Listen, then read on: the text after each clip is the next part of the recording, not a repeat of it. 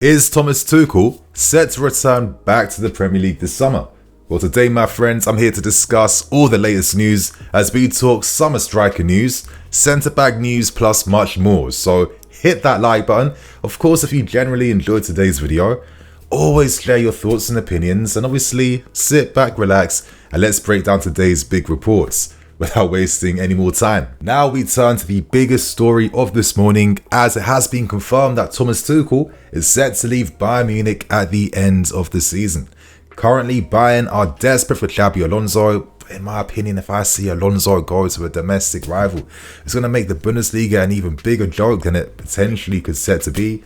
I feel like Alonso could most likely go abroad, and I think he probably will, to be honest. But to go back to Thomas Tuchel, his time at Bayern has ended prematurely yet again, and follows a pretty poor, disastrous spell of no wins in 4 games, which seems very harsh, but we know that the standards at Bayern Munich are impossibly high, and they look to do everything in their power to maintain them at their best skills and capacities. But for people that follow Bayern Munich, or if you have any friends or fans that kind of know them, you know that the issues with Bayern and Tuchel have been ongoing now for the past few months. There's been many reports of players showing dissatisfaction and how they've been used. Many reports of players losing the faith in the players.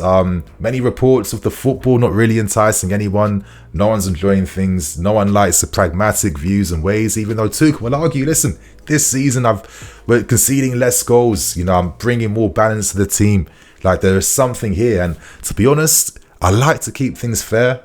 That is something I always do to my best capabilities.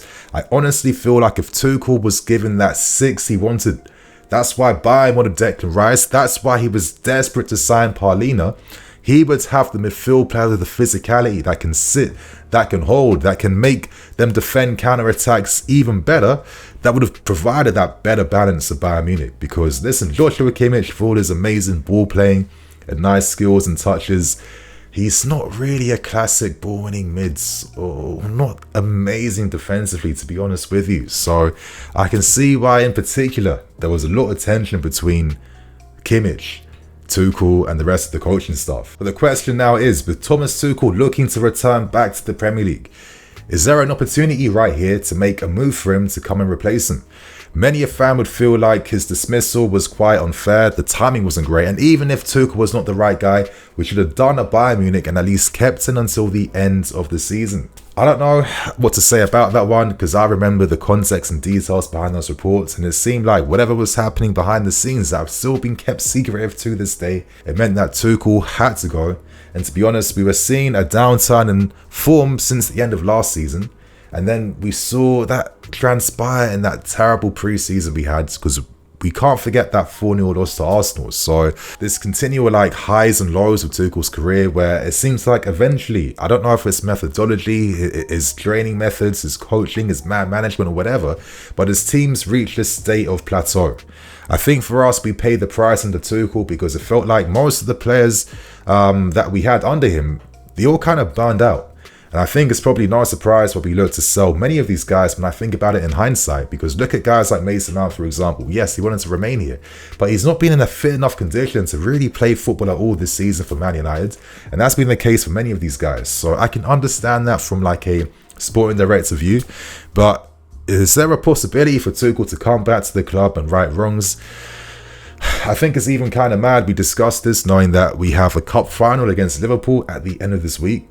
So we can't forget that. But in my opinion, I don't think I've seen enough evolution in Tuchel to want to back anything. And listen, I only give my opinions.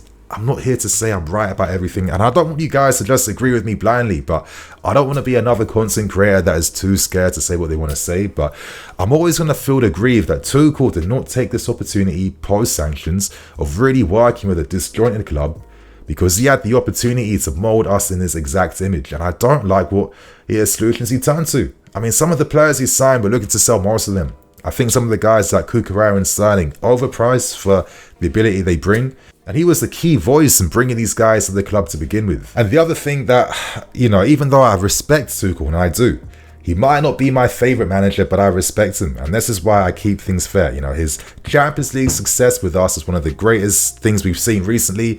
In terms of a football performance perspective, it was better than the 2012 Champions League win because we dominated teams. We stopped them on the counter-attack. We kept possession against them. We made chances for fun. We absolutely dominated Real Madrid and we played an incredible game against Man City, and that was all down to Thomas Tuchel. But looking back, I think that's when things peaked and we weren't able to evolve that style of play to be anything better than what it was. And I think that's why eventually we hit this plateau that we couldn't get out from. And I think the area which suffered the most was the attack, because we didn't have any attacking relationships or identities or anything like that. And I guess my main fear now is that, okay, are Tuchel's ideas maybe getting a little bit dated? Because one thing you're seeing in particular this season is more of a relationist style of management. You're seeing it with managers like Mikel, like Girona. You're seeing it with guys like Xabi Alonso, Amorim of Sporting Lisbon, guys like Gallardo, Diniz, etc. And basically relationist means that the players take responsibility in figuring out problem solving on the field. And I feel like, is it any surprise that Tuchel's Bayern were absolutely annihilated 3-0 by Leverkusen? It was an absolute destruction I have not seen for a very long time. That kind of signified to me, is this like the start of a new management style? And is this the end of the old ways of doing things? I'll let you guys think about that, but in my opinion, I don't think we should look to turn towards Tuchel. If Poch leaves, we need a manager with more fresh, new, modern ideas. Now let's move on to discussing the latest news around Bologna's sensation in Joshua Zirkzee. I spoke about him a few days ago, and unsurprisingly, we're getting more interest and news surrounding the player. Now, what's particularly interesting about the story is that there is currently a 40 million release clause in Zirkzee's deal, which essentially means that you could buy him for around £31 million in the summer. But let me break the story down into further detail, because Bayern Munich now have the possibility to sign him back for half that price due to a buyback clause that was inserted in his sale. On top of that too, Bayern Munich are entitled to a 50% sell-on clause in case they don't decide to buy Zirkzee and any other interested parties decide to sign him. However, Bologna director Marco De Valle, and when I hear about names like this, it really makes me realize, wow, I am so old, because I remember this guy at Valencia with your Aymars, Vicentes, all those guys. That would be my team back in FIFA back in the day, and now this guy is a sporting director of a football club. It's absolutely crazy. But he came out to reveal that actually Bayern only have the option to buy Zirkzee for 40 million euros. So this whole possibility to sign him half price means that if they did, they would have to pay 40 million euros. In fact, Bologna are hoping they can secure around 60 million euros to sell Zirkzee this summer, which is around like 51 million pounds. It is very pricey. I'd be very surprised if any club matches that, and in my opinion, I feel like this information has been communicated publicly, because if any clubs are interested, hopefully if there's a bidding war for the player, that can drive the price of the player's transfer value up. So I feel like that's a strategy in which Bologna are hoping to use. And I guess naturally you think to yourself, would this guy be worth it? Nini, do we need to sign another young guy that has big promise and potential? That's literally every player in our squad right now. Is it time we balance it up? You know what? I feel like it's quite hard to answer this, because I've also said yes, we must sign like the top elite talents, at least one or two of them, to balance out the rest of the team. But when I look at this striker market, there aren't many incredible options available right now for satisfying fees, right?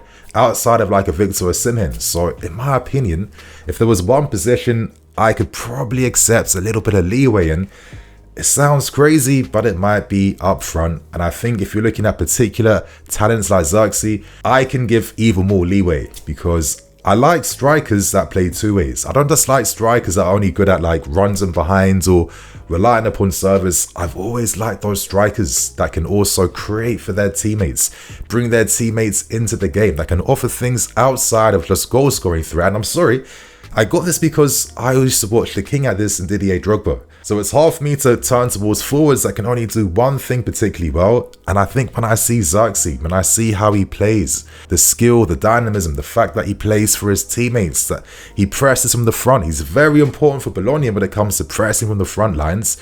You know, he's very imaginative. He can create goals for himself as well too. And my God, you're telling me he has all this potential in a 6'4" frame, but he's an absolute unit. In my opinion, it's given a bit of like physical freak vibes. And I just think that to have all this type of talent in this package makes him a very interesting type of player. And he's the type of player I feel could have incredible upside in the future, because I guess maybe the closest player to Zirkzee in the league right now would be Matheus Cunha from Wolves. He's been very good for Wolves this season. He's definitely improved, one of the most like difficult strikers to play against, because he can do everything. He can drop deep, he can drive from deep, he can play on the last lines, he can hold the ball up. And I feel like strikers and players like this, they give more difficulties for the opposition. And I feel like Zirkzee has this potential in his game. So let's watch this space. How do you guys feel about him? Let us know in the comment section. But before we discuss the latest news surrounding Thomas Tuchel, we have another big story to discuss from Germany today. It comes from Sport Bild, and they report that we are showing extreme temptation in possibly making a move to sign Victor Boniface of Bayer Leverkusen. Now, are we starting to explore cheaper alternatives or OSIMHEN? You'd imagine that we probably need to sign more players in different positions. And I'm thinking to myself, are the clubs starting to have maybe like backup plans so we don't necessarily spend most of our budget on one position? It's starting to possibly feel like that. Who knows? But I think some of the options we're turning towards, they do excite me. And I do think these guys are big talent. I think Victor Boniface is definitely one of those players that I think the club should be looking towards if you are having maybe second thoughts around maybe getting OSIMHEN. I would say Victor's been one of the revelations of the season. He's done phenomenal things at Leverkusen. I'm going to break down exactly what's been going on with this guy this season. But as I mentioned earlier, I like strikers that play two ways, that can offer more to the team other than just scoring goals. And I think Boniface is the future, in my opinion. You know, he can play back to goal. He's 6'2". You know, he can hold the ball up and play balls into his teammates to maintain those attacks.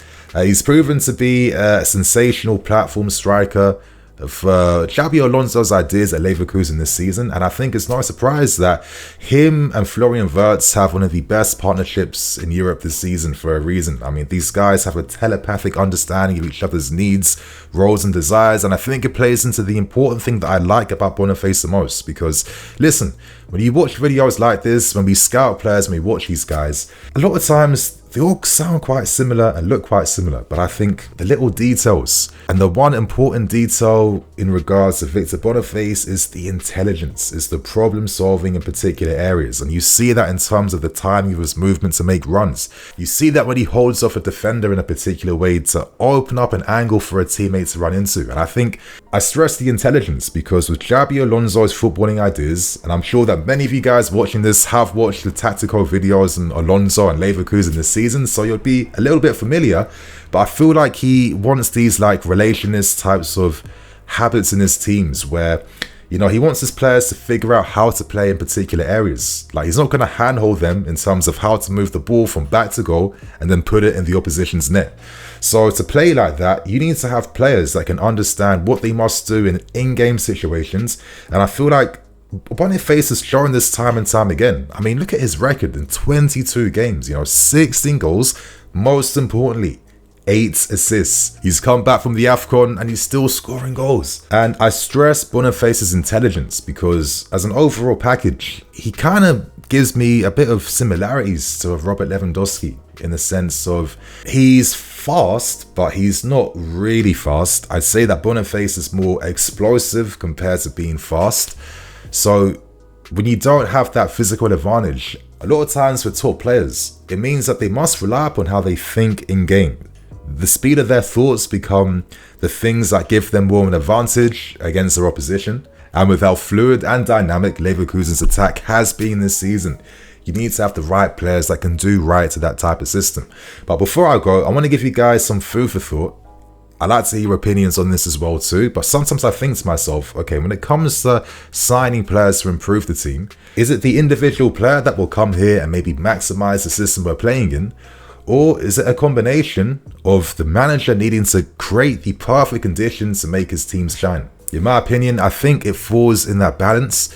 And I say this because Xabi Alonso was incredibly favourable towards Boniface last season when Boniface was doing big things in the Europa League. He was the top goal scorer joint alongside Rashford in the Europa League last season. He was doing big things in Belgium. If there's another thing I like about Boniface too, he's gone from Nigeria to Norway, to Belgium, to Leverkusen in the space of no time.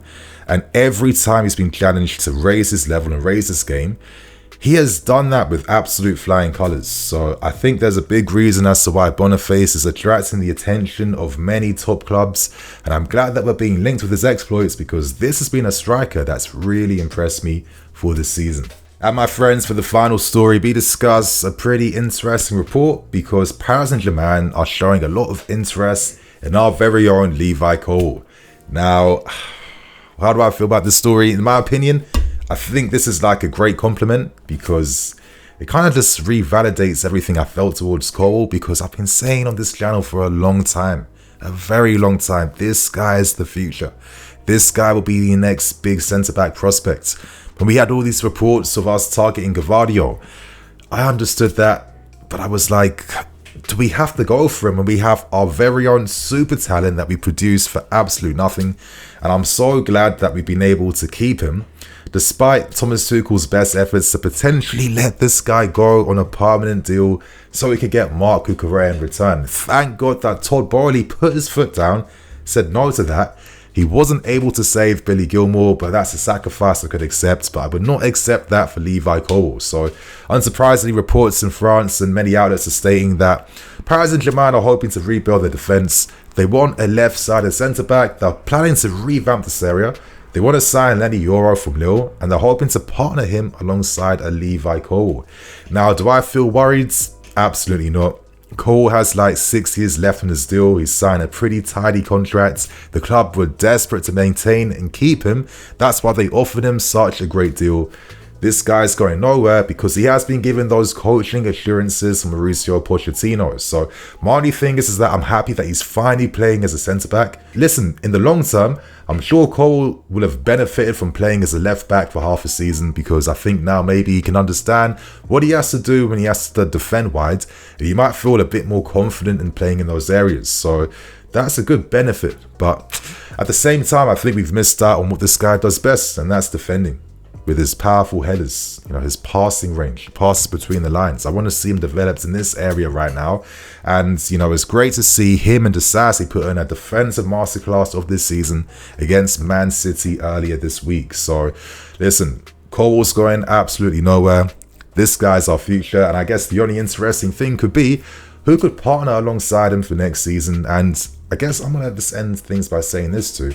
I'm also curious to see what happens with Badiashile, because there's been these little small inkling rumours I've been hearing behind the scenes about if a bids was like really good for him, we could consider something, which sounds a bit crazy, right? But if I'm Paris Saint-Germain and I need a left-sided centre-back for my club, I'm probably turning towards Badiashile. So my friends, on that note, that's the stories today. I'm Dini FC, this is BlueLionsTV. I'll see you guys later with some more videos. Cool.